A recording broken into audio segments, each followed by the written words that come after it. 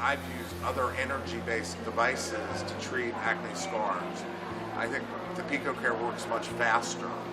So if you're a general dermatologist that does subcision and doesn't have a laser, you're still going to do subcision.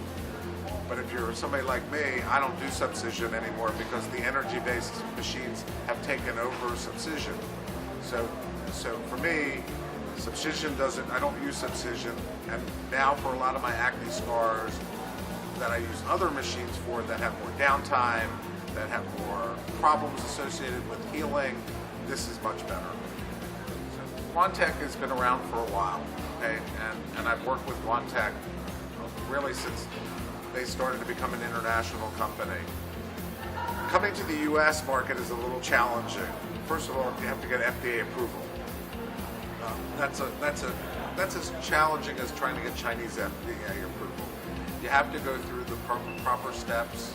You have to go through the proper procedures to get an FDA approval. So Picocare is now FDA approved. That's the first challenge, and that hurdle has now been taken care of. After you get the FDA approval, now we have to show that it works better, or at least as good as the other pico lasers on the market. So Wontech is coming into a market in the United States with some very big name laser companies, and not everybody knows the name Wontech yet. Part of my job is to get them to know the name Wontech.